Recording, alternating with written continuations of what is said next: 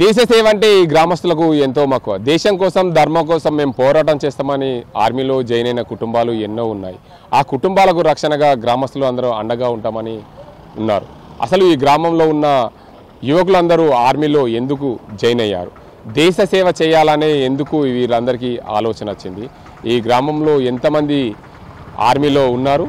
ఎన్ని కుటుంబాలు ఆర్మీలో పనిచేస్తున్నాయి? ఎంతమంది రిటైర్ అయ్యారు? ఎంతమంది ప్రభుత్వ ఉద్యోగుల్లో, పోలీసుల్లో ఉన్నారు? వీరందరూ ప్రధానంగా ప్రభుత్వ ఉద్యోగుల్లో, ఆర్మీలో జాయిన్ కావడానికి ప్రధాన కారణం ఏంటి? ఈ గ్రామస్తులకు ఉన్న లక్ష్యం ఏంటి?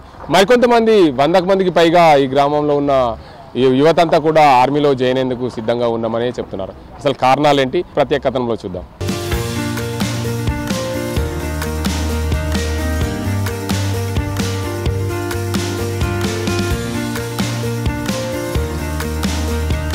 ఈ గ్రామంలో మొత్తంగా 18 మంది ఆర్మీలో పనిచేస్తారు. అందులో కొంతమంది రిటైర్ అయిన పరిస్థితి కూడా నెలకొంది. ప్రస్తుత పరిస్థితుల్లో ఆర్మీలో పనిచేయాలంటే చాలా భయంతో కూడిన పరిస్థితిగా ఉందని చెప్పి చాలామంది చెప్తుంటారు. మన నిజామాబాద్ జిల్లా ఆర్మూర్ నియోజకవర్గంలోని మామిడిపల్లిలో ఉన్నాం. మామిడిపల్లి గ్రామానికి సంబంధించి సుమారు 18 మంది ఆర్మీలో ఉండి 6 రిటైర్ అయిన పరిస్థితి నెలకొంది. ప్రస్తుతం ఆర్మీ కుటుంబంలో మనం వారి ఇంట్లో ఉన్నాం. అనిల్ అనే ఆర్మీకి సంబంధించిన వ్యక్తి అనిల్ వాళ్ళ ఇంట్లో ఉన్నాం. వారి కుటుంబ సభ్యులు ఆర్మీలో అక్కడ ఉండి ఇటీవల జరిగిన పుల్వామా దాడి తర్వాత జరిగిన ఘటనలో జరిగిన పరిస్థితులు అసలు ఎలా ఉన్నాయి, అక్కడ నుండి వారు ఎందుకు రావాల్సి వచ్చింది? అనిల్ భార్య వాణి ఉంది. వాణిని అడిగి తెలుసుకునే ప్రయత్నం అయితే చేద్దాం.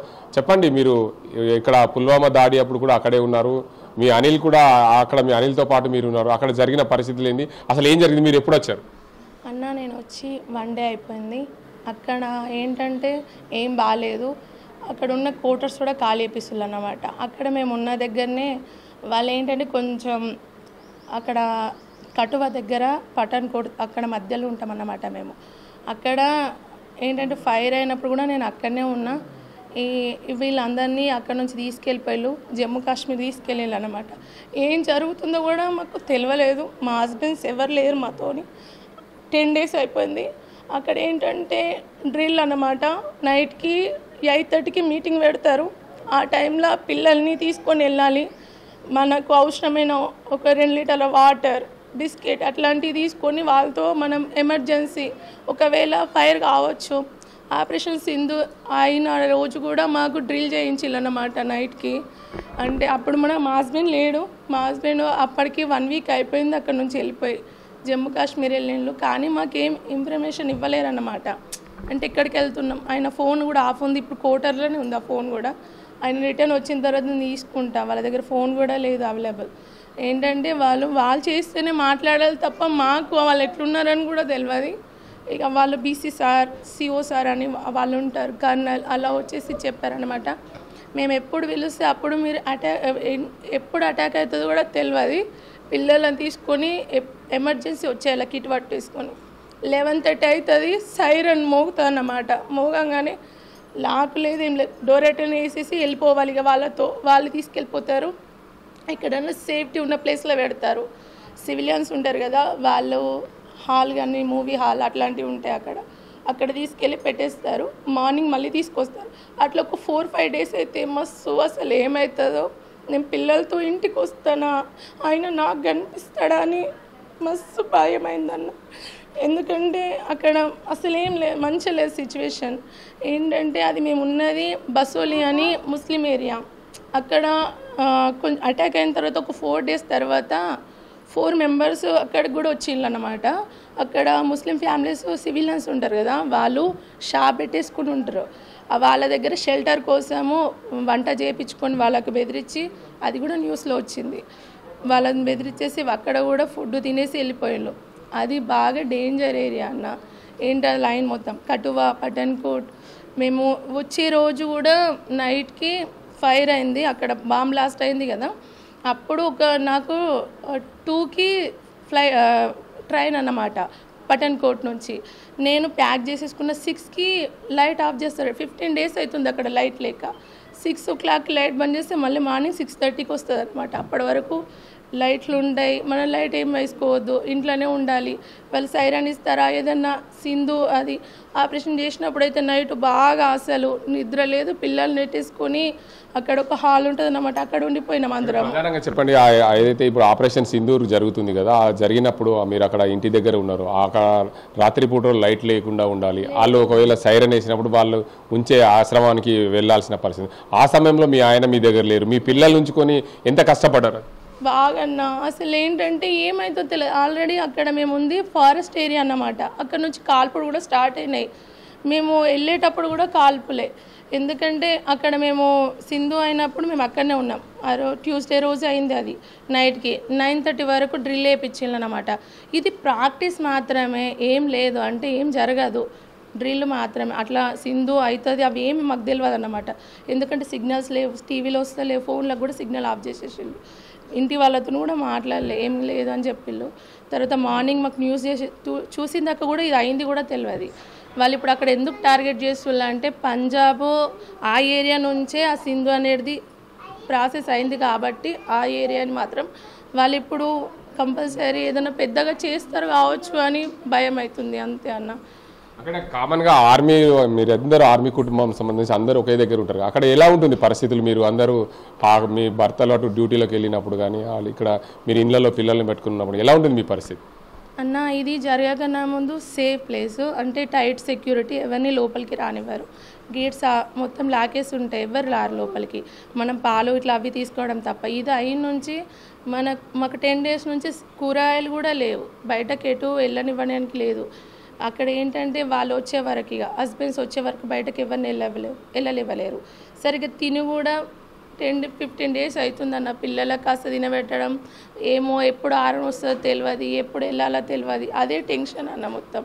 నేను వచ్చే రోజు అదే రోజు పఠాన్కోట్లో బాంబ్ బ్లాస్ట్ అయింది, అదే నైట్ నేను వెళ్ళిన అన్న. అది నెక్స్ట్ డే అది న్యూస్ వచ్చింది బాంబ్ బ్లాస్ట్ అయిందని. ఆ నైట్ నేను స్టార్ట్ అయితే 2కి, అయితే 9కి ఏంటంటే 6కి ఆఫ్ చేసేసిళ్ళు, లైట్లు మొత్తం ఆఫ్ చేసిళ్ళు, ఫుల్ ఫైరింగ్ సౌండ్, మొత్తం జంగల్ అన్నమాట బయటకి. మేము అందరం ఏమనుకున్నామంటే ఎప్పుడు అలాగే చేస్తారు కదా, అట్లనే కావచ్చని. ఇక ఒక సైరన్ బాగా పెద్దగా ఇచ్చిండు అన్నమాట, పెద్దగా ఇచ్చేసి కింద కోటర్లు ఉంటారు కదా, లాస్ట్ మై 6 బ్లాక్ అనమాట, కింది కోటర్ వాళ్ళ ఇంట్లో అక్కడ ఉండండి, ఎందుకంటే బాగా సీరియస్ అయింది, బాంబ్ బ్లాస్ట్ అయింది, మేము చూడలేం. తర్వాత బయటకు వెళ్ళేసరికి ఇట్లా మొత్తం వస్తాయి కదన్న, అది అగ్గిలాగా పైనకు, అప్పుడు ఫోన్స్ అంటే ఇట్లా అలర్ట్ చేసేవాళ్ళు అనమాట, అక్కడ బాంబ్ బ్లాస్ట్ అయింది, లోపల ఉండాలని. కాస్త మాకు కనిపించింది, తర్వాత నుంచి ఫైరింగ్ స్టార్ట్ అయిందన్నమాట మొత్తం. మళ్ళీ మాకు ఒక ఏంటంటే వెహికల్స్లలో ఇచ్చేసి ఎవరైతే చుట్టుకెళ్తారో వాళ్ళతో వెళ్ళిపోండి అనగానే ఒక వెహికల్ తీసేసుకొని, మాకు ఒక తెలుగు అన్న ఉన్నాడు, ఆ అన్న కూడా అప్పుడే చుట్టుకెళ్తుండు. మా హస్బెండ్ చెప్పిండు, ఆ అన్న వాళ్ళు ఏంటంటే మా యూనిట్ 159 వాళ్ళు వర్క్షాప్, అందుకే వాళ్ళు వెళ్ళలేరు. మా హస్బెండ్స్ ముందే తీసుకెళ్ళిపోయిండు, ఆ అన్న అక్కడే ఉన్నాడు. అయితే ముందు చెప్పేసి వెళ్ళిండు, ఒకవేళ ఆయన టికెట్ చేస్తే మా వైఫ్ కూడా చేయండి, తీసుకెళ్ళండి అని. ఆయనతో ఆ అన్న మరి కోటర్కి వచ్చేసి ఎంత ఏడ్చిందంటే, నా పిల్లలు ఆ రోజు మస్తు ఫైర్ అయిందన్న, అక్కడ జంగల్ నుంచి ఫైర్ చేస్తూనే ఉన్నారు. అసలు ఎట్లా మేము బయటకు వెళ్తాం, ఎట్లా వస్తామని కూడా అర్థం కాలేదు. ఆ అన్న కార్లో తీసుకొచ్చేసిండు, వాళ్ళ ఫ్యామిలీ, మా ఫ్యామిలీ, టికెట్ లేని వాళ్ళు కూడా ఒక 2-3 members అట్లనే వచ్చేసిండు అన్నమాట. వస్తున్నాము. అసలు ఏంటంటే అక్కడ ఏరియాలో మొత్తం లైట్ ఆఫ్ చేయాలని రూల్ వచ్చింది కదా, అందుకే అసలు ఇళ్ళల్లో కూడా లైట్లు ఏం లేవన్నమాట. కార్లో వచ్చేసినాం. అమ్మ చెప్పండి, మీ కొడుకు ఆర్మీలో ఉన్నాడు, అక్కడ యుద్ధం జరుగుతుంది, అసలు మీ కొడుకు ఆర్మీకి ఎట్లా పంపించారమ్మా మీరు? ఎంతమంది పిల్లలు మీకు? ఒక్కడే. మరి ఆర్మీకి ఎట్లా పంపించినావు నువ్వు? 3 బిడ్డలు, ఒక కొడుకు. ఎట్లా పంపించాలనిపించింది ఆర్మీలకు?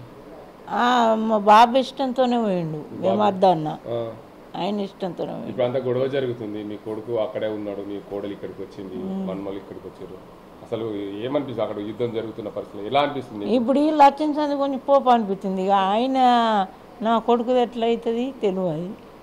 అంటే మీ కొడుకు దేశం కోసం పోరాటం అయితే చేస్తున్నాడు, మీకు సంతోషం ఉందా? ఈ సంతోషం ఉన్నది, బాధ ఉంది, రెండు ఉన్నాయి. వారి తండ్రి ఉన్నారు, వారి తండ్రిని అయితే అడిగి తెలుసుకుందాం పూర్తిగా. అసలు దీనికి అంతటికి సంబంధించి యుద్ధం జరుగుతున్న పరిస్థితుల్లో కొడుకు అక్కడ, కోడలు ఇక్కడ, పిల్లలు ఇక్కడ, ఇదంతా పరిస్థితి. చెప్పండి, మీ అనిల్ అక్కడికి వెళ్ళి 10 సంవత్సరాలు అవుతుంది. అసలు మీ అనిల్ని ఎందుకు పంపించారు ఆర్మీలోకి ఎందుకు పంపించారు? పోయింది ఇష్టంతోనే పోయింది, చేసే సేవ చేద్దాం. ఇప్పుడు అక్కడ యుద్ధం జరుగుతుంది అంటే బాగా ఉండాలని కోరుకుంటున్నాం కదా ఎవరైనా. అలా ఉన్న పరిస్థితులను బట్టి మీ కోడలు ఇక్కడికి వచ్చింది. బాధ అనిపిస్తుంది, పోయింది కానీ బాధ అనిపిస్తుంది. దేశ సేవ కోసం మా కుమారుణ్ణి పంపించామని చెప్పి తల్లి చెప్తుంది. అక్కడ ఉన్న పరిస్థితుల ప్రభావంతో మేము ఇంటికి స్వగ్రామానికి రావాల్సి వచ్చింది. దీనికి అంతటికి సంబంధించి ఏదైతే అనిల్ అక్కడ ఉన్నాడు కానీ ఇటీవల కాలంలో ఏదైతే ఆపరేషన్ సింధూర్ చేసిందో కేంద్ర ప్రభుత్వం, ఆపరేషన్ సింధూర్లో 15 రోజుల ముందు నుంచే మాక్ డ్రిల్స్ అనే కోణంలో మా హస్బెండ్ని అక్కడికి తీసుకెళ్లారు. మా ప్రాంతంలో రాత్రి 6 అయిందంటే చాలు లైట్లన్నీ కూడా ఆఫ్ చేసి ఉంచుతారు. ఉదయం వరకు కూడా లైట్లు వెలగకుండా చూస్తారు. లైట్ వెలిగినప్పుడు ఆ ప్రాంతంలో ఏదైతే తీవ్రవాదులు ఏమైనా అటాక్ చేస్తారనే ఉద్దేశం మీద ఆ లైట్లన్నీ కూడా బంద్ చేసి ఉంచుతారు. మరోవైపు ఏదైతే ఎప్పుడు సైరన్ మోగినా మేము ఆ ప్రాంతం నుంచి మా ఇల్లు ఉండే స్థలాలు ఏదైతే మా క్వార్టర్స్ అన్ని కూడా కాల్ చేసి వాళ్ళు సేఫ్ ప్రాంతాలకు ఎక్కడైతే తీసుకెళ్తారో అక్కడికి వెళ్లాల్సిన పరిస్థితి తప్పనిసరిగా ఉంటుంది. ఏదైతే యుద్ధంలో పనిచేస్తున్నారనే సంతోషమే తప్ప దేశ సేవ చేసేయడానికి వెళ్ళాడని మేము గర్వపడుతున్నాం. కానీ మా ఆయన అక్కడ ఎలా ఉన్నాడు అనే కోణంలో మేము చాలా దిగులుగా ఉన్నాం. దీనికి అంతటికి సంబంధించి కేంద్ర ప్రభుత్వం ఏదైతే చేస్తుందో ఆపరేషన్ సింధూర్, దానికి మేము అందరం కూడా మద్దతు తెలుపుతున్నాం. కానీ మా కుటుంబాలు చిన్న భిన్నమవుతున్నాయి. ఎందుకంటే భర్త ఒక జాగల, కోడలు ఒక జాగల, తల్లి తండ్రి ఒక జాగాలో ఉన్న పరిస్థితులు నెలకొన్న పరిస్థితి ఉంది. అయితే ఆర్మీలో పనిచేసే కుటుంబాలన్నీ కూడా ఒకరికి తెలియకుండా ఒక్కో ప్రాంతంలో జీవనం సాగిస్తున్నారు. దేశ సేవ కోసం ఎంతోమంది ఆ ప్రాంతానికి వెళ్ళిన పరిస్థితి నెలకొంది. ఇది ఇక్కడ పరిస్థితి. పుల్వామా దాడి తర్వాత భారతదేశం ఆపరేషన్ సింధూర్ ప్రకటించింది. ఆపరేషన్ సింధూర్లో భాగంగా ఆర్మీ జవాన్లందరూ కూడా బార్డర్లో యుద్ధం చేస్తున్న పరిస్థితి నెలకొంది. నిజామాబాద్ జిల్లా అడవి మాడిపల్లి గ్రామానికి చెందిన రాజేష్ గత 8 ఏళ్ల క్రితం ఆర్మీలోకి వెళ్ళాడు. అక్కడ పనిచేస్తున్నారు. ఆయన భార్య రాణి ఉంది. అసలు ఎలా ఉంది అక్కడ పరిస్థితి, దీనికి అందరికి సంబంధించి అడిగి తెలుసుకుందాం. చెప్పండి రాణి, మీ భర్త వెళ్ళి 8 సంవత్సరాలు అయింది. అక్కడ ఎలా ఉంది పరిస్థితి? ఎప్పుడైనా మీతో మాట్లాడారా? ఆపరేషన్ సింధూర్ పేరు మీద భారతదేశం పాకిస్తాన్తో యుద్ధం చేస్తున్న పరిస్థితి నెలకొంది. ఏంది పరిస్థితి అక్కడ? ఇప్పుడు ప్రజెంట్ పరిస్థితి చాలా ఘోరంగా ఉందంట. ఇక పాకిస్తాన్ ఇండియాది కొంచెం ఇట్లా ఉంది కదా. అయితే ఒక్క నిమిషం, అంటే ఇప్పుడు అక్కడ కొంచెం గొడవలు ఎక్కడ నడుస్తున్నాయి కదా, వాళ్ళ కాల్ వచ్చే వరకు ఇంట్లో అందరికీ భయంగా ఉంది. ఇప్పుడు ప్రజెంట్ నిన్న కాల్ చేశారు, ఇంకా ఈరోజు కాల్ రాలే అక్కడి నుంచి. ఎందుకంటే అందరు ఇప్పుడు బార్డర్ పైన వెళ్ళారు. వాళ్ళకి ఇప్పుడు తిననికి కూడా ఇబ్బంది ఉండి, అయినా అతను ఫోన్ పైన చెప్తుండే ఏం భయపడకండి, ఎక్కడైనా మేము యుద్ధం చేసి అయినా గెలిచి వస్తాము అని కాల్ చేస్తాం, భయపడకండి, కొంచెం నెట్వర్క్ ప్రాబ్లం ఉంటుంది, యుద్ధానికి అందరు సిద్ధంగానే ఉన్నారు, అవుతున్నాయి కొన్ని. మొన్న ప్రజెంట్ 5 మెంబర్స్ చనిపోయారు. అయితే కొంచెం భయంగానే ఉంది ఎక్కడి నుంచి ఏ కాల్ వస్తుందో అని. అయితే భయపడకండి, మేము మంచిగానే ఉన్నాము, కాల్ చేస్తా, సిగ్నల్స్ లేకపోతే కొంచెం ఏం భయపడకండి. దేశం కోసం, దేశ రక్షణ కోసం వెళ్ళారు మీ భర్త మా ఊరి రాజేష్. అంటే దేశం సేవ చేయడంలో ప్రథమంగా ఉండేందుకు మీరు అందరు కూడా ఉన్నారు, వారి భార్యగా మీరు ఉన్నారు. అసలు ఎలా ఫీల్ అవుతున్నారు దేశ రక్షణ కోసం మా భర్త యుద్ధం చేస్తున్నాడు అని? ప్రౌడ్గానే ఫీల్ ఉంది.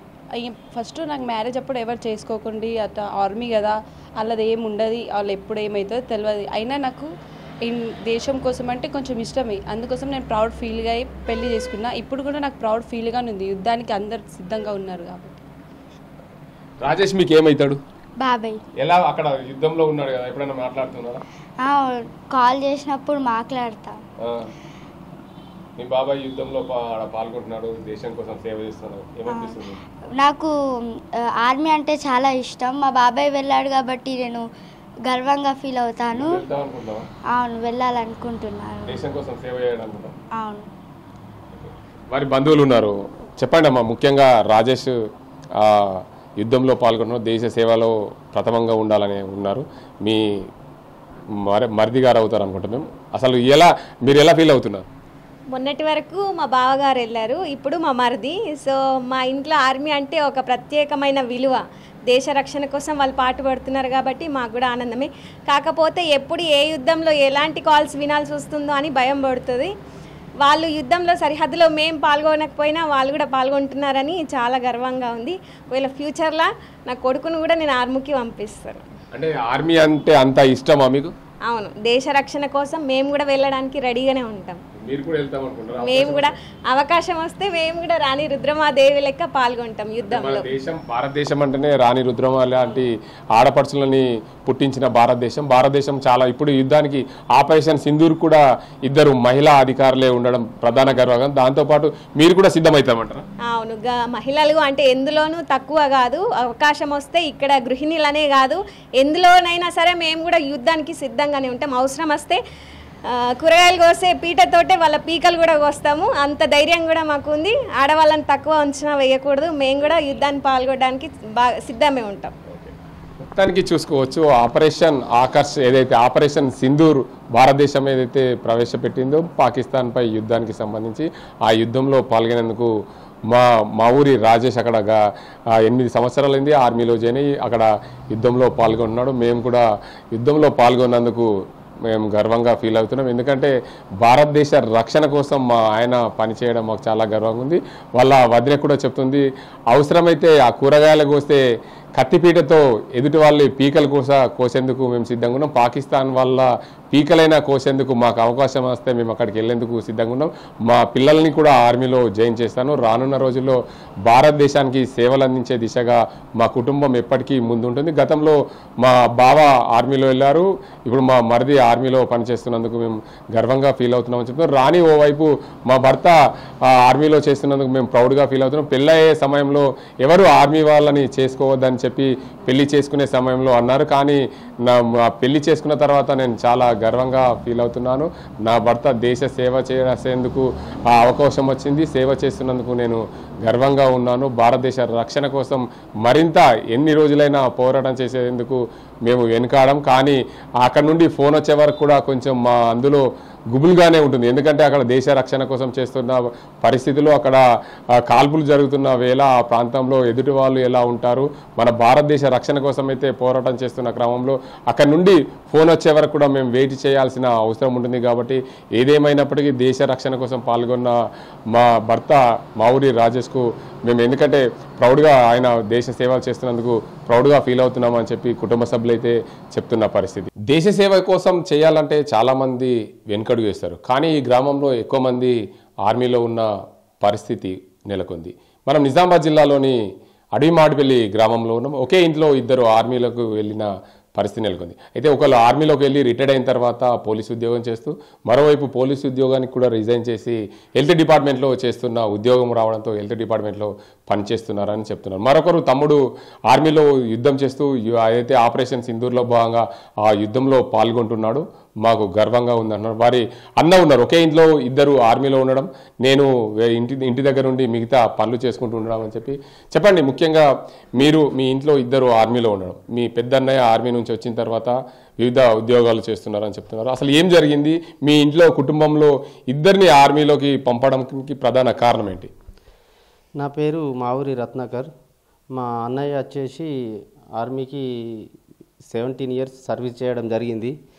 దేశ రక్షణ కోసం అహర్నిశలు పాటుపడాలనే ఒక సంకల్పంతో డిగ్రీ కాగానే ఆర్మీలో జాయిన్ కావడం జరిగింది. తదనంతరం 17 సంవత్సరాలు నిర్వీర్యంగా దేశ సేవకై పలు చోట్ల చేయడం జరిగింది. దాని తర్వాత జనవరి 2021లో రిటైర్మెంట్ తీసుకున్న తర్వాత మళ్ళీ ఇక్కడ కానిస్టేబుల్ జాబ్ రావడం జరిగింది. ఎస్ఐకి ప్రయత్నం చేస్తే 1 మార్క్ తోటి పోయి కానిస్టేబుల్ వచ్చింది. దాని తర్వాత ట్రైనింగ్ కంప్లీట్ చేసుకున్న తర్వాత మొన్న ఒక 1 ఇయర్ బ్యాక్ మళ్ళీ హెల్త్ డిపార్ట్మెంట్లో జాబ్ వచ్చింది. ప్రస్తుతం ఇక్కడ వర్ణిలో హెల్త్ డిపార్ట్మెంట్లో చేస్తుండు.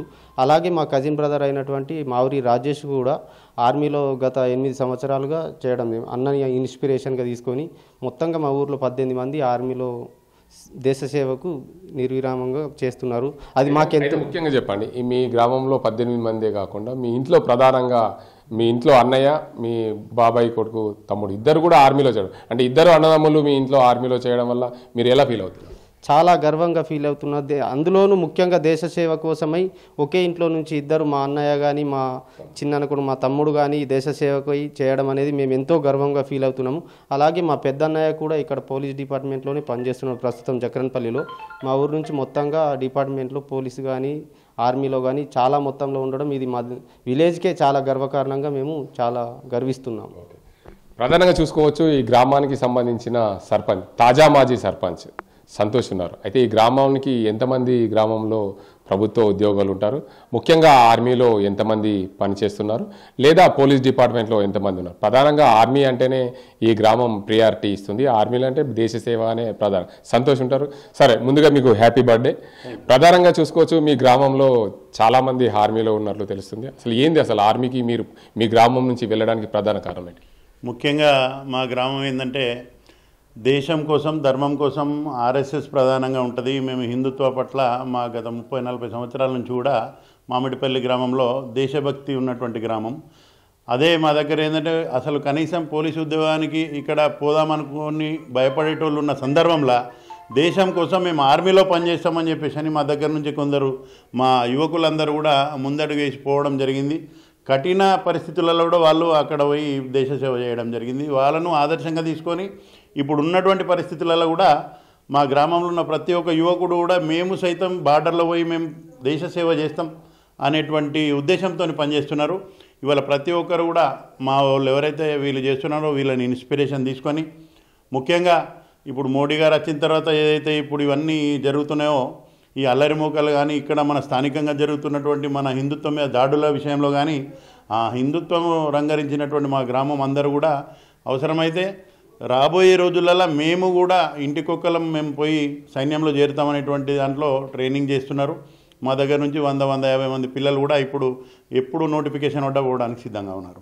అయితే ప్రధానంగా చూసుకోవచ్చు మీ గ్రామం నుంచి సుమారు 18 మంది ఆర్మీలో వెళ్ళారు. మిగతా పోలీస్ డిపార్ట్మెంట్లో కూడా చాలా మంది ఉద్యోగాలు చేస్తారు. వాళ్ళందరూ అంటే కారణం చాలా మా దగ్గర అందరూ కూడా వెల్ ఎడ్యుకేటెడ్ పర్సన్స్ ఉన్నారు. వేస్ట్ సమయాన్ని వేస్ట్ చేయకుండా అందరూ కూడా ఒక మంచి ఫ్యామిలీ నుండి వెళ్ళి కొందరు పోలీసు ఉద్యోగాలు మా దగ్గర దగ్గర 50-60 మంది గవర్నమెంట్ ఎంప్లాయీస్ ఉంటారు, వివిధ శాఖలలో ఉంటారు. పోలీస్ అయితే మా దగ్గర అందరూ కూడా మా ఫ్యామిలీ కూడా అందరం కూడా ఇప్పుడు పోలీస్ ఫ్యామిలీ. ప్రతి ఇంట్లో నుంచి ఆల్మోస్ట్ ఆల్ మా దగ్గర 15 మంది సివిల్ పోలీసులు ఉన్నారు, హోంగార్డ్స్ ఉన్నారు. అదేవిధంగా వివిధ శాఖలు, ఆరోగ్య శాఖలో కానీ వివిధ శాఖలలో పనిచేస్తున్నారు. వెరీ ఇంట్రెస్టెడ్ ఏంటంటే మా గ్రామం అంతా కూడా ఒక తాటి మీద ఉంటాం. మేము దేశం కోసం, ధర్మం కోసం ఎప్పుడంటే అప్పుడు బయటకు వెళ్ళడానికి మా యువత ప్రాధాన్యత ఇస్తారు.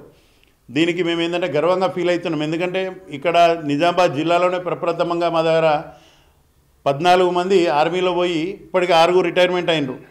6 రిటైర్మెంట్ అయిపోయినరు. మళ్ళీ ఇంకో 8 మంది ఇప్పుడు స్టిల్ సర్వీస్లో ఉన్నారు, యుద్ధ భూమిలో ఉన్నారు. అవసరమైతే ఈ 6 కూడా ఇప్పుడు రికాల్ చేస్తే మేము పోయి యుద్ధం చేస్తామనేటువంటి దానికోసం వీళ్ళు కూడా వెయిట్ చేస్తున్నారు.